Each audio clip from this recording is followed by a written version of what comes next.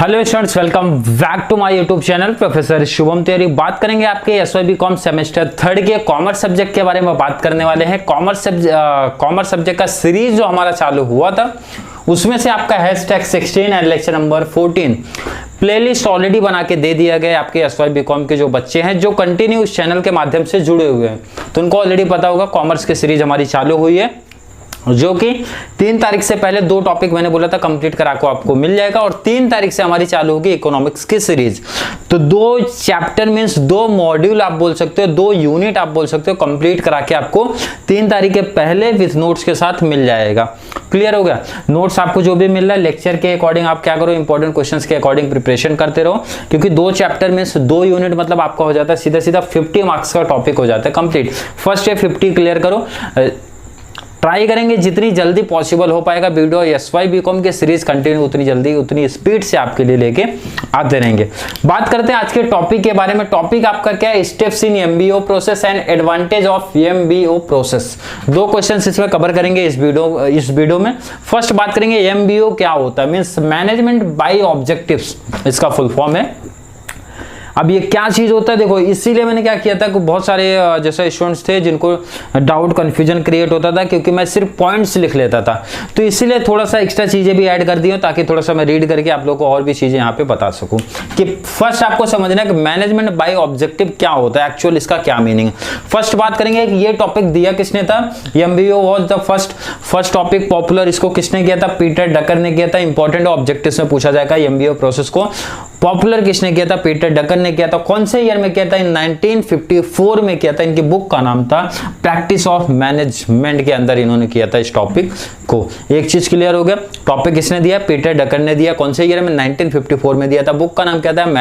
Practice of management था। ये चीज क्लियर हो गया।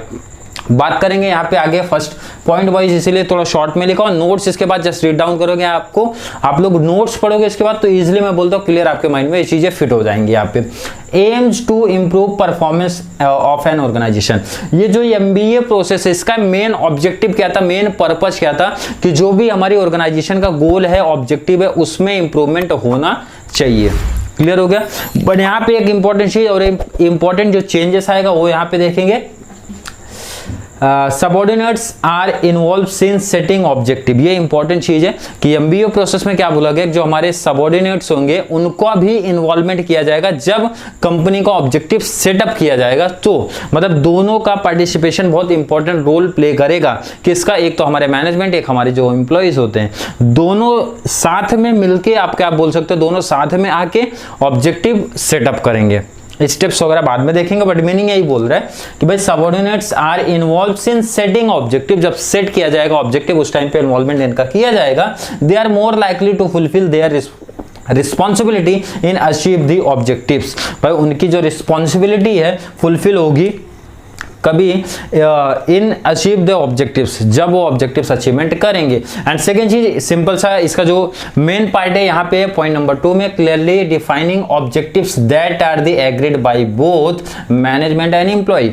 जो भी ऑब्जेक्टिव सेट किया जाएगा, जो भी ऑब्जेक्टिव के बारे में सोचा जाएगा, इसमें दोनों का एग्री होना जरूरी है। किसका? एक तो हमारा मैनेजमेंट का और दूसरा हमारा एम्प्लॉय का। मतलब इन शॉर्ट अगर बोला जाए कि मैनेजमेंट ऑब्जेक्टिव क्या होता है, तो सिंपल सा फर्स्ट ये बोल सकते हो आप, ये क्यों किया जाता है, क्या रीजन है इसके पीछे। तो कंपनी का जो ऑब्जेक्टिव है इजीली तरीके से इंप्रूवमेंट और होना चाहिए। पूरा तो हो रहा है ठीक है, बट उसमें और इंप्रूवमेंट लाने के लिए मैनेजमेंट बाय ऑब्जेक्टिव होता है। इसमें सिंपल वे में आप बोलोगे जब कंपनी का ऑब्जेक्टिव सेट किया जाता है तो उसमें दोनों बंदों का होना जरूरी है। दोनों के तालमेल से, दोनों के सहमति से जो भी गोल होता है, ऑब्जेक्टिव्स होता है, वो तो वहां पे रखे जाते हैं। किसके? दोनों के, मैनेजमेंट और हमारे जो एम्प्लॉय होते हैं उनके कहने पे। आई होप यहां तक कॉन्सेप्ट क्लियर होगा। अगर एमबीओ प्रोसेस आपका क्लियर हो गया, मींस मीनिंग पार्ट क्लियर हो गया, तो स्टेप्स में मतलब पहला क्वेश्चन करेंगे स्टेप्स इन एमबीओ प्रोसेस। इसमें ज्यादा टाइम नहीं लगेगा। क्यों? क्योंकि अगर जिस स्टूडेंट ने already steps in planning process देखा है मेरा वीडियो, जिसमें मैंने बहुत डिटेल में कॉन्सेप्ट समझाया था, सेम टू सेम यहाँ पे कॉपी पेस्ट होने वाला है, पॉइंट भी सेम टू सेम होगा। थोड़ा सा एक्सप्लेन में चेंजेस आएगा कि वहां पे टॉप लेवल मैनेजमेंट कर रही थी, middle level with the help of middle level के, बट यहाँ पे दोनों बंदे मिलकर करेंगे, मींस मैनेजमेंट एंड एम्प्लॉय भी करने वाला है आपका। पॉइंट्स आप देखोगे ना, पॉइंट सेम दिख रहा है आपको। एनालिसिस ऑफ एनवायरनमेंट वहां भी देखा था। एनवायरनमेंट कितने टाइप के होते हैं? 2 टाइप, इंटरनल एक्सटर्नल। अभी मैं सिर्फ पॉइंट्स कर रहा हूं, इसके बाद हमारी स्क्रीन पे जो आएगा ऐड हो जाएगा, तो वहां पे पॉइंट्स का थोड़ा शॉर्ट में और डिटेल हम लोग देखेंगे। फिर क्या था? ऑब्जेक्टिव्स, आपको उसको फॉर्मुलेट करो, फ्रेम प्लान, प्लान को फ्रेम करो। प्लान मींस आपके यहाँ पे अल्टरनेटिव्स प्लान रहेंगे, कॉमन सी बात है अल्टरनेटिव्स रहेंगे, उसमें से सेलेक्टिंग बेस्ट प्लान को सेलेक्ट करो। इसमें एक पॉइंट और ऐड कर सकते हो भाई, पहले अपने प्लान को एनालिसिस करना पड़ेगा। कौन करेगा? दोनों मिलके करेंगे। कौन दोनों? मैनेजमेंट एंड एम्प्लॉय एनालिसिस करेंगे, उसके बाद उसमें से जो बेस्ट प्लान रहेगा उसको सेलेक्ट करेंगे। प्लान सेलेक्ट हो गया, उसको इंप्लीमेंटेशन कर दो, implementation of the plan. Last में आपको रिव्यू देखना पड़ेगा, किसका? जो आपने सेटअप किया है उस चीज का। तो पॉइंट्स आप देखोगे सिमिलर ही देख रहे हैं, बट एक्सप्लेन एक बार इसका देखेंगे। प्लान जो बंदे ने देखा रहेगा, प्लानिंग वाला स्टेप्स इजी, उसमें तो क्या है 2 से 3 तरीके के एग्जांपल लेके आपको कॉन्सेप्ट समझाए थे। तो यहाँ पे भी वही है, जब आप ये प्रोसेस को अप्लाई करते हो, एमबीओ प्रोसेस को जब अप्लाई करते हो, ये स्टेप्स होने चाहिए। फर्स्ट कौन सा स्टेप्स? आपके एनवायरमेंटल देखना है। कौन सा एनवायरमेंट? दोनों, इंटरनल भी एंड एक्सटर्नल भी देखना है। फिर आपको अपने ऑब्जेक्टिव्स को फॉर्मुलेट करना है, प्लान सेटअप करने हैं, अल्टरनेटिव्स प्लान है, हर प्लान की स्टडी आपको करनी है, उसमें से बेस्ट प्लान कौन सा है उसको सेलेक्ट करो। प्लान आपने सेलेक्ट किया, यहां तक तो आपने सिर्फ सोचा, अभी तो कोई काम किया नहीं। उसके बाद जो प्लान आपने सोचा है उसको इंप्लीमेंटेशन कर दो, लास्ट में उसका रिव्यू आप देख लो। ठीक है, यहां तक आई होप आपको क्लियर है। एक बार इस टॉपिक को हम लोग थोड़ा सा डिटेल में स्टार्ट करते हैं। आपका स्टेप्स इन एमबीओ प्रोसेस। अब यहाँ पे देखो, ये कॉन्सेप्ट इसलिए लिख दिया, कोई स्टूडेंट्स अगर एग्जाम टाइम पे भी ना ये वीडियो देखेगा तो जाके खुद से, अगर ये टॉपिक मैं बोलता हूँ गारंटी, अगर बोलता हूँ ये टॉपिक आएगा, ये टॉपिक अगर आता है तो मुझे लगता है हर कोई स्टूडेंट जो एंडिंग टाइम पे ये वीडियो देखेगा कंप्लीट तरीके से जाके खुद का ओन वर्डिंग लिख के आ जाएगा। इसीलिए सिर्फ पॉइंट्स नहीं लिखा, उसके अंदर का मेन जो कंटेंट है वो वहां पे लिख दिया हो कि भाई इसके बेस पे आप, इसीलिए मैंने बोला कि जो स्टूडेंट्स ये लेक्चर के तुरंत बाद आप नोट्स रीड, सिर्फ एक बार रीड करो, आप रटना नहीं है, सिर्फ एक बार रीड करो, पूरा कॉन्सेप्ट माइंड में छप जाएगा। क्लियर हो गया? बात करेंगे एनालिसिस ऑफ एनवायरनमेंट। पहला स्टेप यही था, एनवायरनमेंट हमारे कितने टाइप के होते हैं? 2 टाइप्स के, इंटरनल होता है एंड एक्सटर्नल होता है। इंटरनल मतलब सिंपल सा बताया था, जो हमारी ऑर्गेनाइजेशन के अंदर होते हैं। फॉर एग्जांपल्स की बात करेंगे, वो ऑर्गेनाइजेशनल स्ट्रैटेजी की बात करेंगे, उनकी, हमारी ऑर्गेनाइजेशन की स्ट्रैटेजी क्या है, मैन पावर कैपेबिलिटी हमारी कितनी है, तो ये सब आप देखो खुद से समझो ना, ये सब इंटरनली है।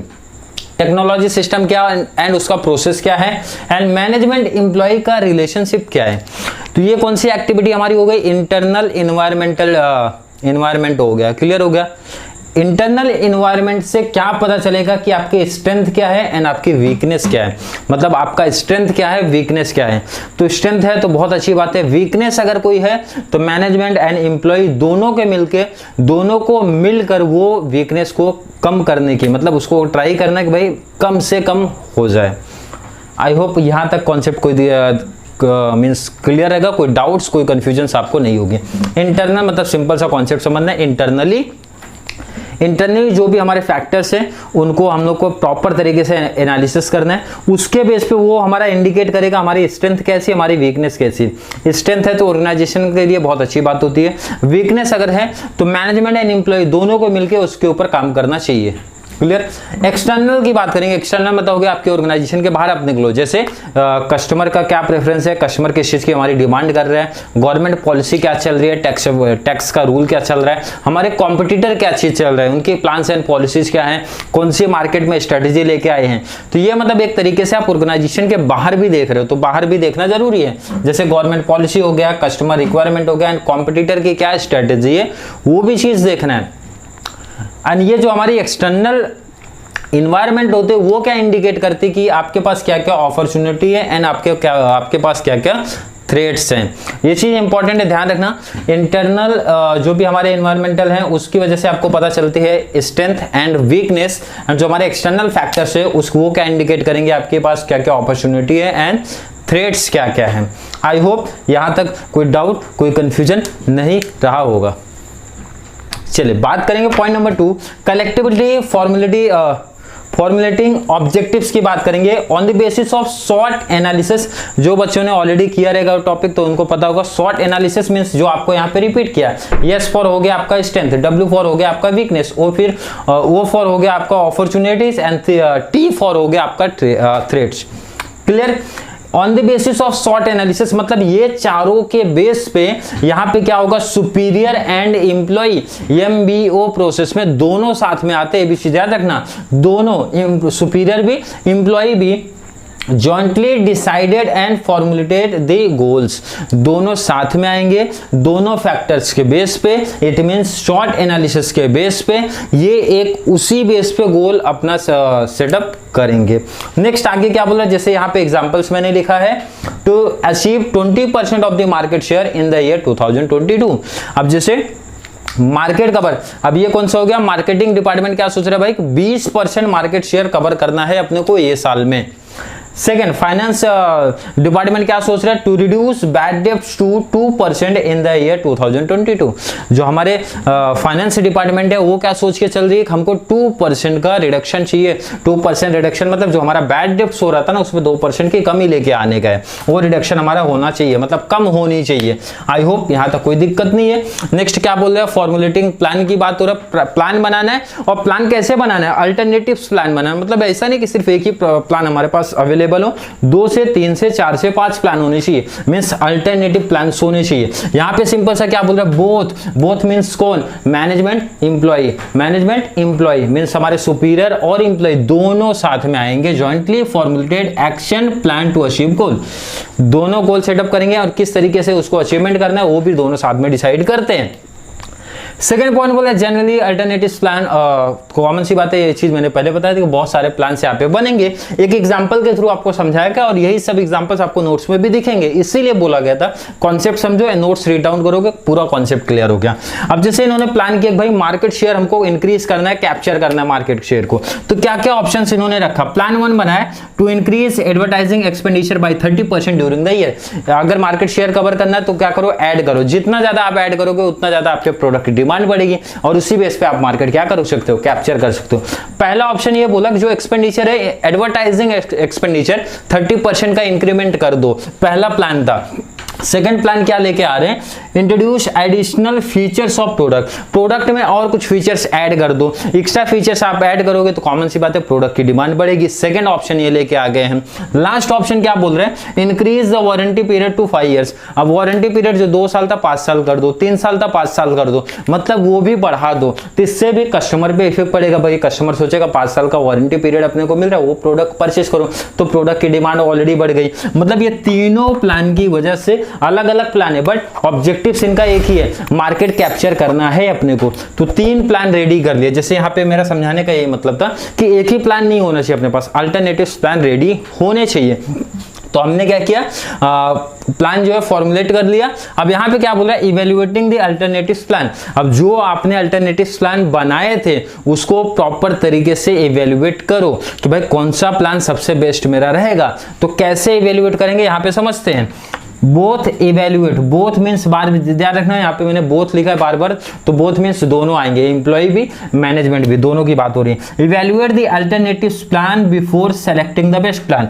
दोनों क्या करेंगे भाई, बेस्ट प्लान आप कैसे डिसाइड करोगे, तो कॉमन सी बात है जितने भी आपके पास प्लान है उसको प्रॉपर तरीके से आप इवेल्युएट करो। मतलब प्लान ये देखो, प्लान बी देखो, सी, हर एक प्लान की प्रॉपर स्टडी करनी पड़ेगी। और किस बेस पे करोगे, conduct analysis of cost and benefit, दोनों में घूम फिर के एक ही चीज चेक करोगे आप कि भाई कॉस्ट कितना लग रहा है, बेनिफिट कितना लग रहा है, कॉस्ट कितना लग रहा है, बेनिफिट कितना लग रहा है। जब कॉस्ट की बात होगी, cost are measured in the terms of production, administration and distribution. भाई प्रोडक्शन में कितनी कॉस्ट लग रही है, डिस्ट्रीब्यूशन में कितनी कॉस्ट आ रही है एंड एडमिनिस्ट्रेशन में कितनी कॉस्ट आ रही है। जब मैं कॉस्ट की बात करूंगा तो हर तरीके के कॉस्ट मतलब आपको चेक करने हो, चाहे वो डायरेक्ट हो अदरवाइज इनडायरेक्ट हो। आई होप यहां तक क्लियर, अकाउंट्स पढ़ते हो तो आइडिया होगा। बेनिफिट की जब बात करेंगे भाई, बेनिफिट सिर्फ प्रॉफिट ही नहीं बात करेगा, benefits are the major in the terms of profit. Second चीज मार्केट शेयर भी देखना भाई, market share. Last corporate image means goodwill, अच्छी इमेज रेपुटेशन जो बन रही है वो भी चीज देखना है। प्रॉफिट तीनों चीजों, तीनों मैटर में देखने का है और इस बेस पे आप डिसाइड करोगे भाई कि बेस्ट प्लान कौन सा है।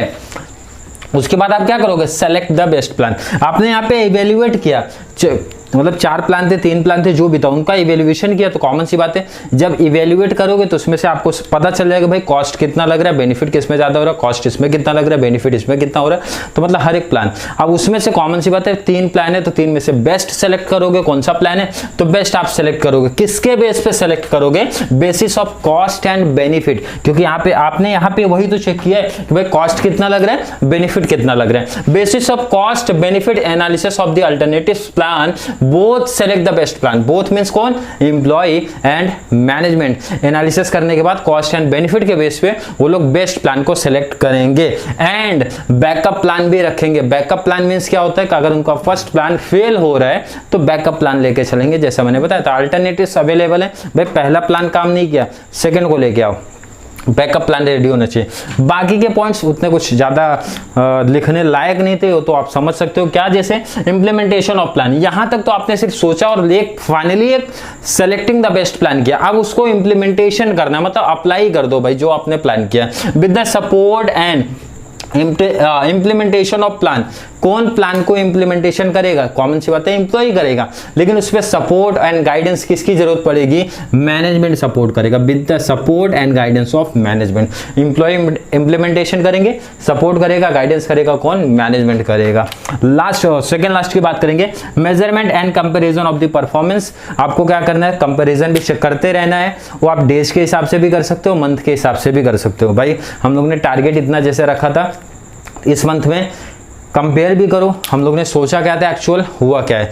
नेक्स्ट मंथ में कंपेयर करो, सोचा क्या था, हुआ क्या है। या फिर 15 डेज का, मतलब कुछ जल्दी, क्योंकि जो हमारा फॉलोअप एंड रिव्यू दोनों का सेम मतलब मैं समझ रहा है, क्योंकि रिव्यू में ईयरली, जैसे ईयरली हमारा टारगेट था तो साल के एंड में हम लोग यहाँ पे देखेंगे, रिव्यू करेंगे भाई कि एक्चुअल एंड स्टैंडर्ड में क्या प्रॉब्लम हो गई है।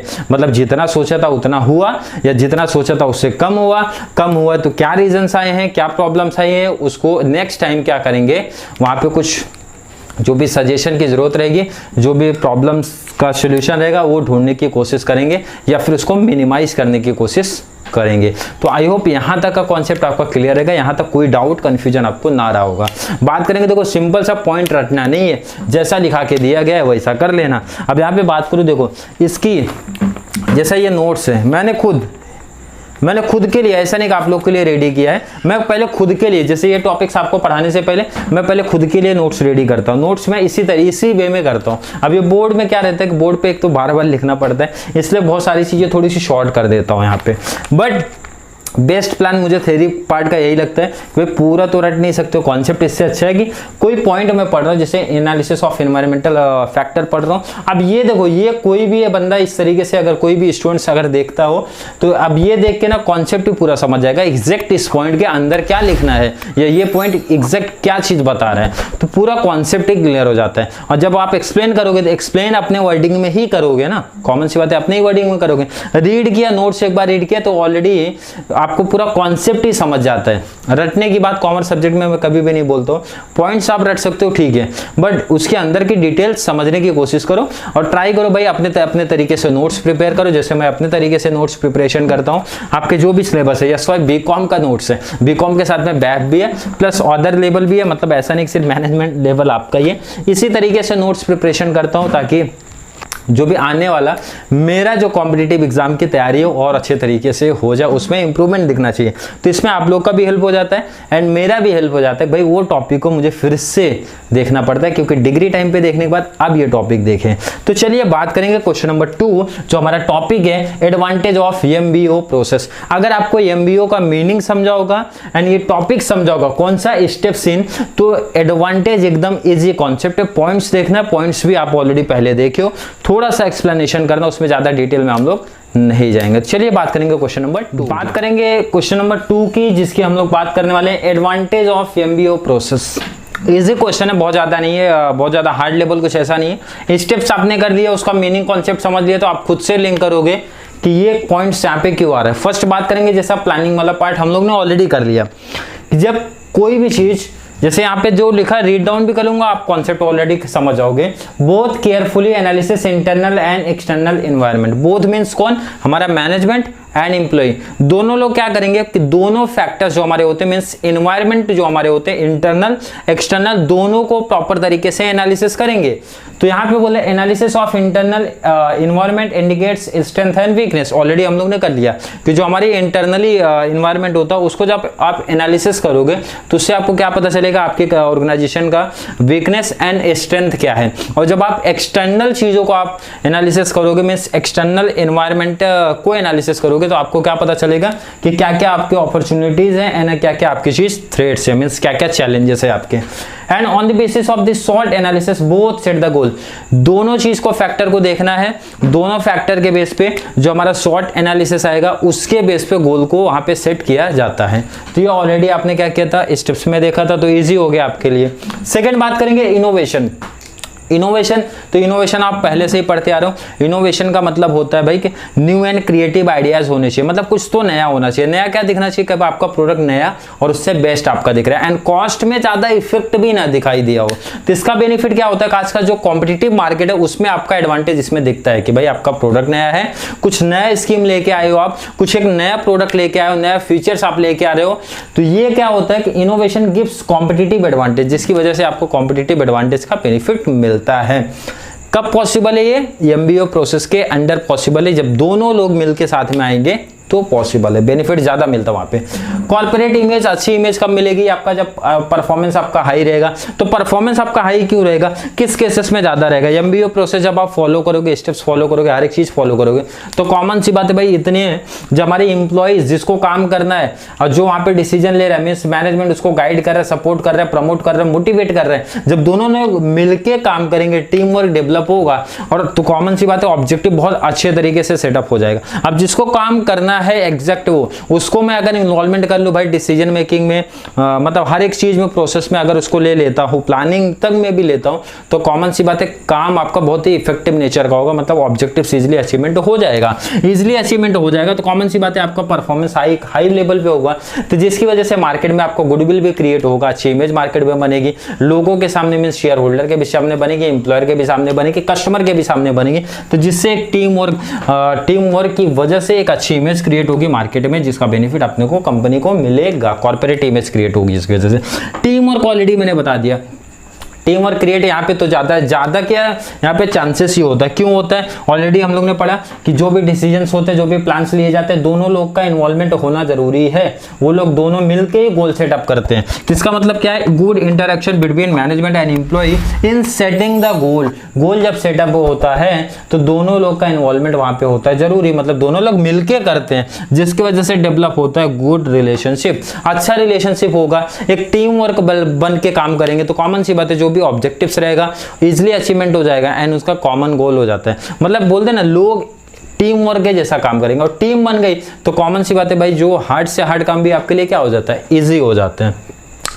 ऑप्टिमम यूज ऑफ रिसोर्सेस, आपके रिसोर्सेस को ऑप्टिमम यूज ऑफ रिसोर्सेस, जो भी रिसोर्सेस है उसका यूज कैसे हो रहा है, ऑप्टिमम यूज हो रहा है। क्यों ऐसा पॉसिबल हो पा रहा है, क्योंकि जो देखो जो काम करते हैं, काम कौन करेगा, एम्प्लॉय, उसको मैंने प्लानिंग में इन्वॉल्वमेंट किया था, बराबर है ना। इम्प्लीमेंटेशन कौन करता है, प्लान को एम्प्लॉय करते हैं, गाइड कौन करेगा, मोटिवेट कौन करेगा, एम्प्लॉयर करेगा।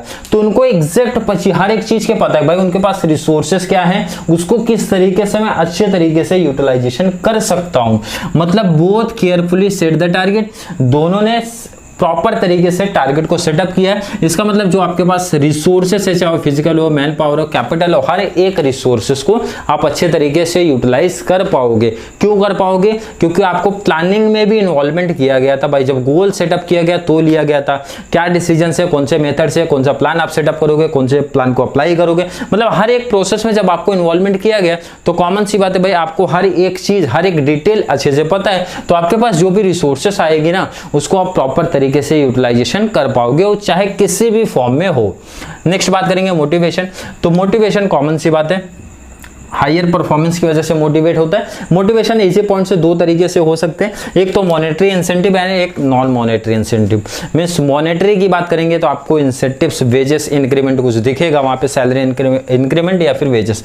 नॉन मॉनेटरी इंसेंटिव की बात करेंगे तो गुड वर्किंग कंडीशन हो सकता है, कैंटीन फैसिलिटी हो सकता है, अदर कोई फैसिलिटीज हो सकता है।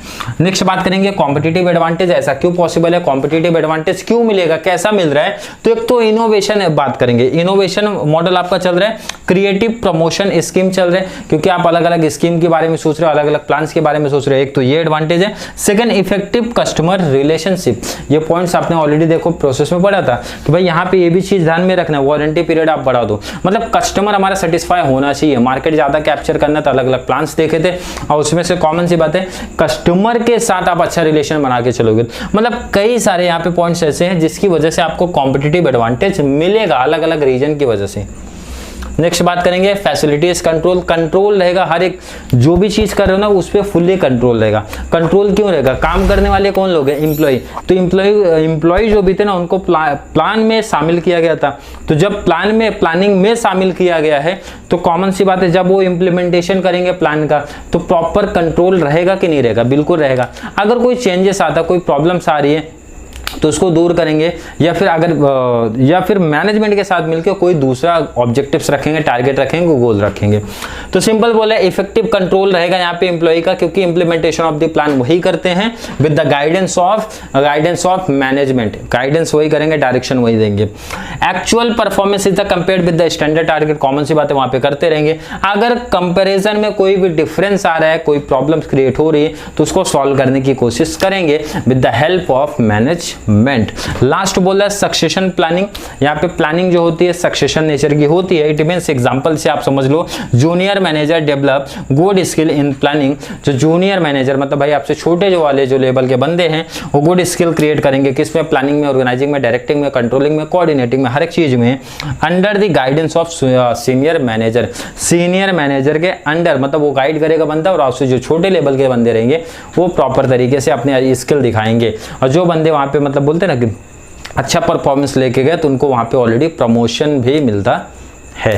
तो आई होप जितने पॉइंट्स से आपको क्लियर हुए रहेंगे। फिर भी जैसे मैं वीडियो के हर एक टॉपिक में बोलता हूँ, हर एक वीडियो के एंडिंग में बोलता हूँ, कोई टॉपिक में कोई पॉइंट्स पे कंफ्यूजन रह गया हो, कंफ्यूजन आ रहा हो तो आप कमेंट में ऐड कर देना, या फिर कोई भी डाउट्स आपका रहता है कमेंट में ऐड कर दो।